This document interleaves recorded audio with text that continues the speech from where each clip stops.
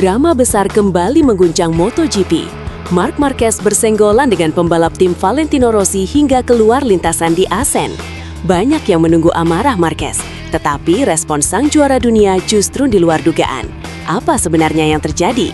Simak kronologi lengkapnya dalam video ini.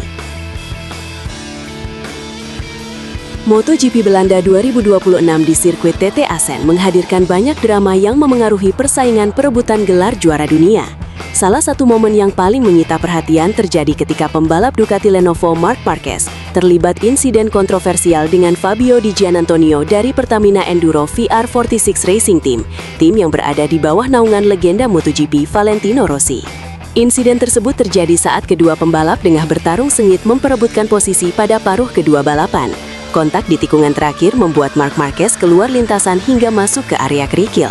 Meskipun berhasil kembali ke trek dan menyelesaikan balapan, pembalap asal Spanyol itu harus kehilangan banyak waktu berharga. Akibat rangkaian insiden tersebut, Marquez akhirnya finish di posisi ke-7.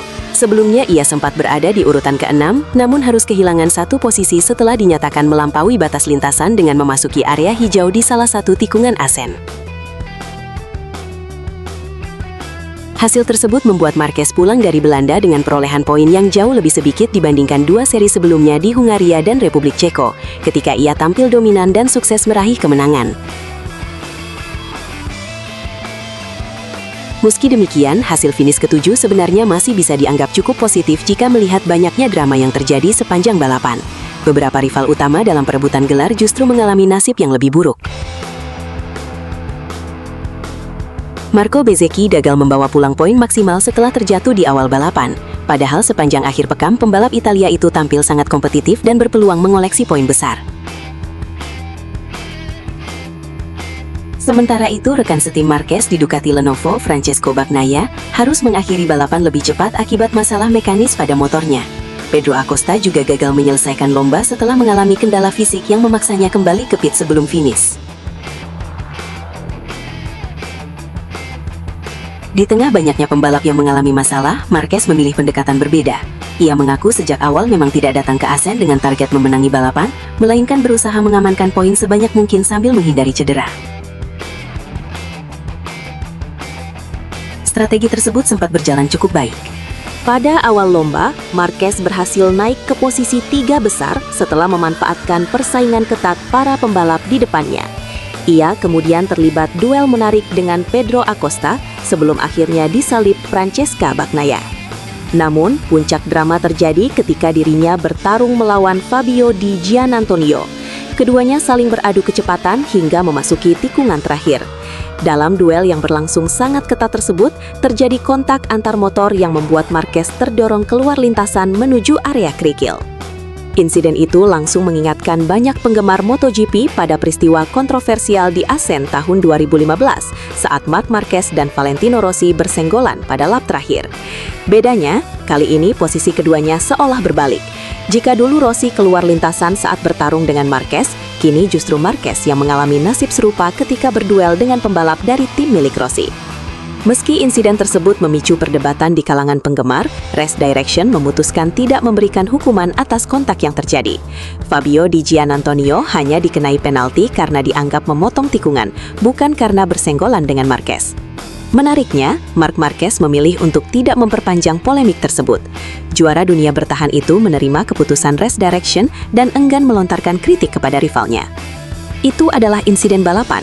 Race Direction sudah menjelaskan bahwa hukumannya bukan karena kontak, tetapi karena memotong tikungan. Saya menerima keputusan itu. Saya memilih diam dan fokus balapan, ujar Marquez. Pembalap asal Cervera tersebut juga mengakui bahwa balapan di Asen terasa sangat menguras tenaga. Karena kondisi fisiknya belum sepenuhnya ideal, ia sengaja mengatur ritme sejak awal agar mampu bertahan hingga garis finish tanpa mengambil risiko berlebihan. Marquez bahkan mengungkapkan alasan memilih menggunakan ban belakang lunak ketika sebagian besar pembalap justru memakai kompon medium.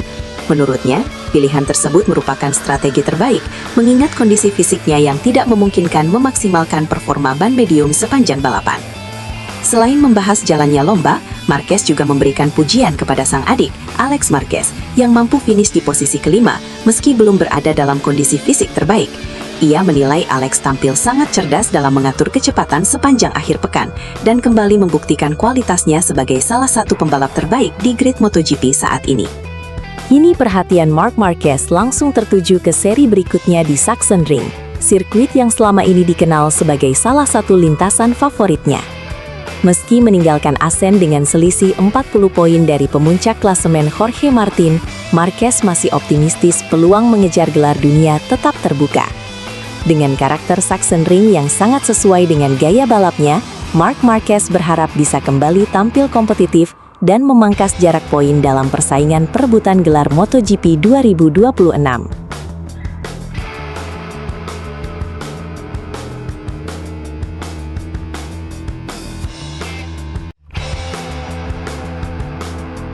Dihukum turun 12 grid hingga harus start dari posisi ke-20, banyak yang mengira peluang Veda Ega sudah habis. Tapi, yang terjadi di Moto3 Ceko justru bikin semua orang tercengang. Dalam hitungan lap, pembalap Indonesia ini mengacak-acak barisan depan dan nyaris naik podium. Seperti apa aksi gilanya? Simak sampai habis. Pembalap muda Indonesia, Veda Ega Pratama, kembali menunjukkan mental petarung yang luar biasa pada seri Moto3 Grand Prix Ceko 2026. Meski harus memulai balapan dari posisi ke-20 akibat hukuman penalti, rider Honda Tim Asia itu mampu melakukan aksi comeback spektakuler hingga akhirnya menyentuh garis finish di posisi kelima pada balapan yang berlangsung di sirkuit Automotodrome Brno, Minggu 21 Juni 2026. Hasil tersebut menjadi salah satu penampilan paling impresif Veda sepanjang musim ini. Start dari barisan belakang tentu bukan situasi ideal bagi pembalap manapun. Namun, pembalap asal Gunung Kidul, Yogyakarta itu berhasil membuktikan bahwa determinasi dan kecepatan mampu menghapus kerugian akibat penalti yang diterimanya sebelum balapan.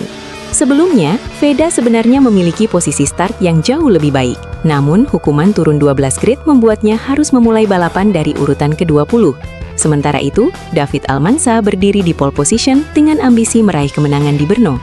Begitu lampu start padam, Veda langsung tampil agresif.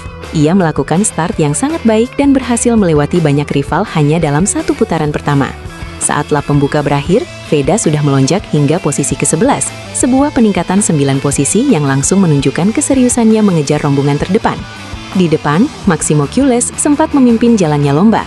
Namun, perhatian publik Indonesia tertuju pada aksi luar biasa Veda yang terus memangkas jarak dengan kelompok pembalap teratas. Memasuki lap kedua, pembalap berusia muda tersebut kembali menunjukkan ritme balap yang sangat kompetitif.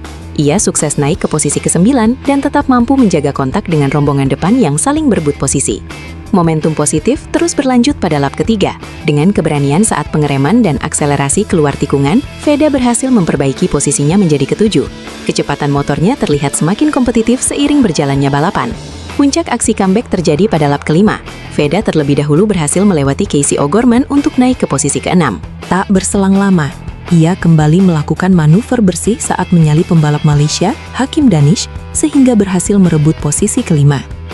Belum puas sampai di situ, Veda kembali memperlihatkan performa luar biasa dengan menyalip Alvaro Carpe.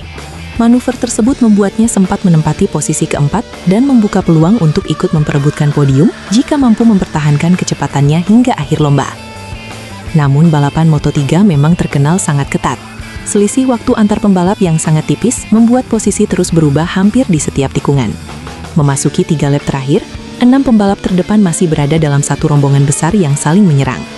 Persaingan sengit membuat Veda sempat kembali turun ke posisi ke-6. Meski demikian, ia tidak menyerah dan kembali menemukan ritme balap terbaiknya ketika memasuki 2 lap terakhir. Pada fase tersebut, Veda kembali naik ke posisi keempat setelah memanfaatkan duel para rival di depannya. Sayangnya, keunggulan itu tidak mampu dipertahankan hingga finish. David Almansa dan Alvaro Carpe berhasil merebut kembali posisi mereka, sehingga Veda harus puas menyelesaikan balapan di urutan kelima. Sementara itu, kemenangan akhirnya menjadi milik pembalap Malaysia, Hakim Danish. Ia tampil konsisten sepanjang 16 lap dan mencatatkan waktu total 33 menit 34.264 detik untuk mengamankan podium tertinggi. Posisi kedua berhasil diraih Brian Uriarte, sedangkan Maximo Quiles melengkapi podium di posisi ketiga. David Almansa finish di urutan keempat, tepat satu posisi di depan Veda Ega Pratama yang menutup balapan di peringkat kelima setelah perjuangan luar biasa dari posisi start ke-20. Meski gagal naik podium, hasil finish 5 besar tetap menjadi pencapaian yang sangat berharga bagi Veda.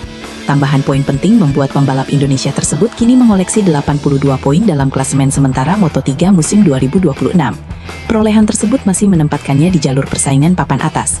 Di sisi lain, kemenangan di Brno membuat Hakim Danish kini mengumpulkan 73 poin, sementara Maximo Queiles masih nyaman memimpin klasemen sementara dengan total 186 poin. Penampilan Veda di Brno juga kembali membuktikan bahwa dirinya memiliki kemampuan bertarung yang tidak bisa dipandang sebelah mata. Memulai balapan dari posisi ke-20 akibat penalti, lalu mampu menembus 5 besar dengan serangkaian aksi overtake bersih, menjadi bukti perkembangan signifikan pembalap binaan Astra Honda tersebut. Jika mampu menjaga konsistensi seperti yang diperlihatkan di Moto3 Ceko, bukan tidak mungkin Veda Ega Pratama akan menjadi salah satu kandidat kuat perebut podium, bahkan kemenangan pada seri-seri berikutnya. Mental pantang menyerah, keberanian saat menyalip, serta kecepatan balap yang terus meningkat menjadi modal besar bagi pembalap Indonesia itu untuk terus bersaing di level tertinggi Moto3 musim 2026. Hasil Moto3 Grand Prix Ceko 2026. 1. Hakim Danish. 2. Brian Uriarte. 3. Maximo Queiles. 4. David Almansa. 5. Veda Ega Pratama.